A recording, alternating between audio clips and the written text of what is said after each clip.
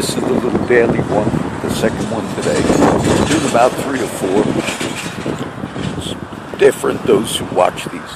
The teaching videos are the ones that, I want you to, students to download these little zip drives if you want to put facts in them. So I'll just comment. I could title this Good News for CCPD. Man, I tell you, I woke up this morning. Felt like I was at a heart attack. I could barely move this morning, but I did get out early at 5:30. But I could. It's hard to get out.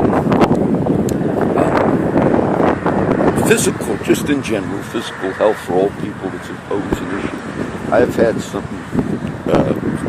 I've had a lot of sores on my body. And yesterday I noticed for a while I've been scratching the bottom of one of my feet because it's, bugged me for a while, like real itchy. This is the last word. But I never really looked at it. Don't you take showers and baths? Yes, but you don't look. Man, I looked yesterday and there were some type of holes in there. But in general, so the good news can be,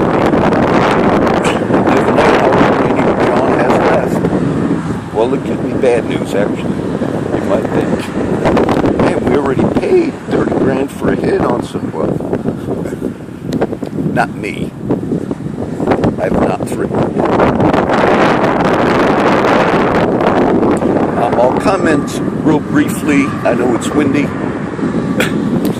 I do watch, I try to catch the news daily, and maybe I'll do little.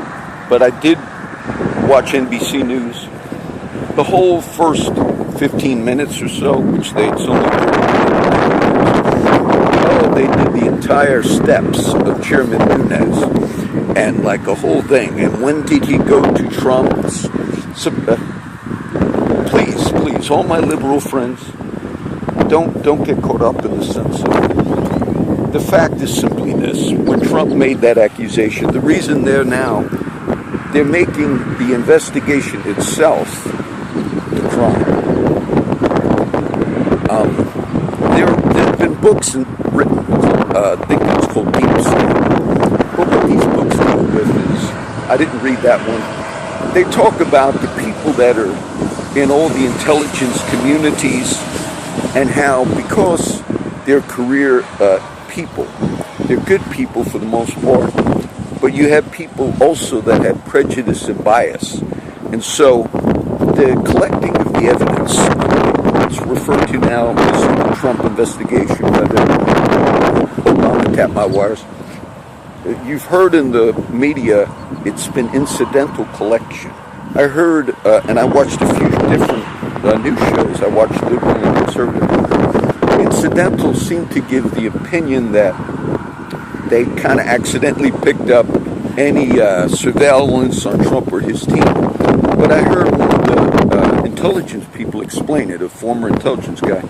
He said, there's incidental. The government does collect, we've learned this from NSA. They do have stuff on people just because they collect massive amounts of it. So when they had that incidental, what this man explained was they went through a lot of surveillance. And then you can find associates. And that's how they got it, meaning it was already various collected on many, many, many citizens. And then you kind of like simplistically, you tweet for Trump, okay? Or you Google it. But this is kind of how he explained it. And then it was released, disseminated by people inside. So, Trump, I think, knew about it because if you remember, Trump said, I think some information will come out that will surprise you. And so the Congressional Committee by Chairman Nunes, the Republican, and Adam Schiff, the Democrat, they're looking into it, okay? And then they realized that the CIA and FBI were not necessarily giving everything. And then eventually, some stuff was given. But Trump Not that he has fake information, that they gathered information on him. He has real information. And there were security people, quote, in the deep state, intelligence people, that they had given that. Some of the, quote, Trump people might have seen that legitimate surveillance that was done on him is incidental. So when the chairman Nunes went to the White House to look at it, now the NBC News did a whole thing sort of making it look like, oh, the chairman went and Trump had like some, secret stuff that's not real, and he showed it to him. No, the reality is the intelligence agencies, the quote deep state, were not releasing everything to the congressional committee because people inside didn't want to show what more than likely happened in the quote tap my wires. There are people, and there are people that were Obama holdovers, and maybe they were going to leave the intelligence community when Trump got in, and they had this quote incidental stuff, nothing big. It showed no crimes, but it showed connections, and that's how we had the thing with General Flynn. And the fact that they did it and then kind of leaked it, that is indeed a crime. Well, now the NBC News, the whole thing, they traced the steps of Chairman Nunes and where did he go, and then he went to the fact is there was some legitimacy to what Trump said. That's a fact, okay? And now the media is making it look like. And there was another man on NBC, and I think it was NBC, and I've heard him speak before. He's very anti-Trump. What he said was Chairman Nunes is now committing, quote, a felony, right? Felonies. He broke the law because if he, and NBC put him on, if it was NBC. This man said, if the congressional committee actually finds any truth to Trump's accusation, meaning, we did find secret intelligence that they surveilled Trump.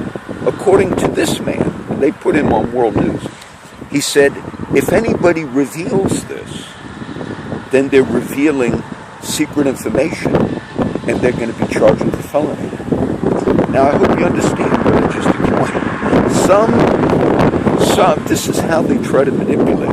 Some on the Democratic side, that hatred, are actually now saying, if the investigation finds out that indeed somebody surveilled Trump, if the investigation reveals that, and that's what the investigation is supposed to be about, then the revealing of the truth that Trump was surveilled and his people is actually would be a crime. Meaning if the investigation found out, oh, golly, we found out Trump was right. If they make that public, then they're revealing secret information. And they wasted so much time. I'll watch a few minutes of the NBC because I got to go. A few comments though. You see my car, I showed you my car a few times. I had a friend of mine on the street. I haven't seen him in a while. But a few years ago, they did a raid on the house he was staying in. And it was a raid, like a SWAT team raid. I don't know exactly why they raided that house. But they went in, with guns. I'm not sure if they were shooting in that incident. This happened. He told me this a few years ago. But I remember, and I always wondered, why are some of my friends on the street? And he tried to join the Coast Guard. He told me he went, he has problems, this young guy. And he was going to join the Coast Guard. I baptized him a few years ago. But when he went to join the Coast Guard, they informed him he couldn't join because there was an open FBI investigation on him because of that raid that took place. And he never knew about that, but he found out. And he said, John, maybe it'll be open for the rest of my life.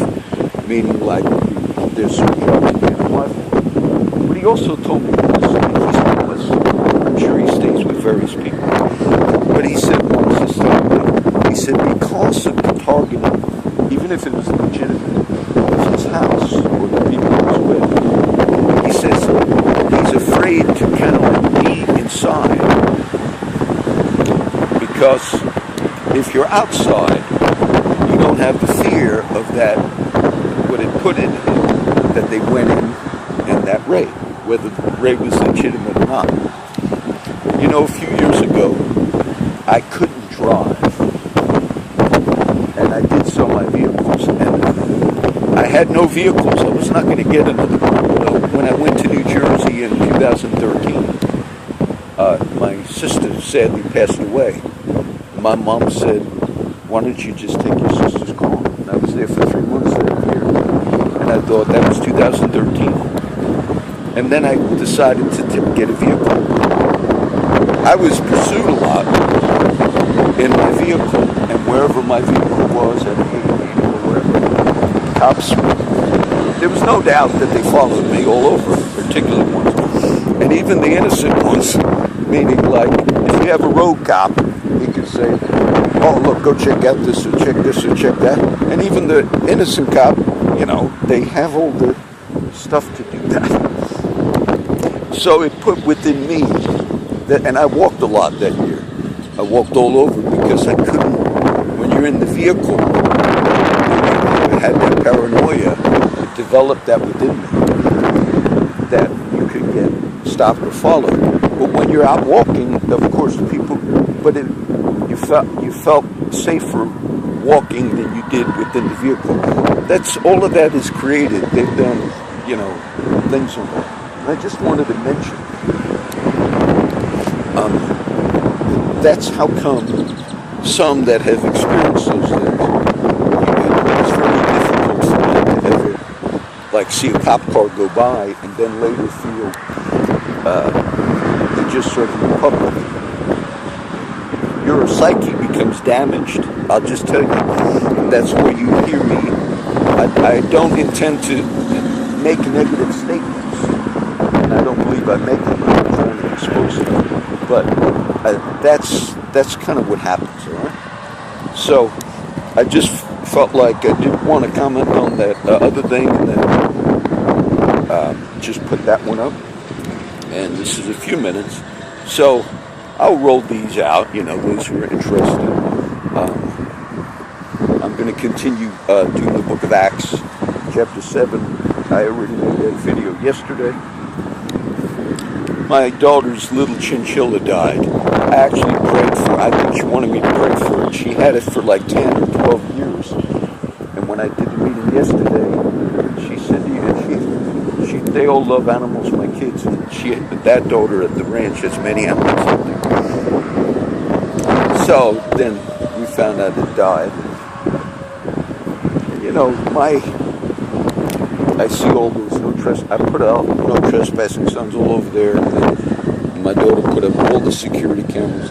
All of that was done not because of the criminals, trust me. It was because of cops that did stuff like this.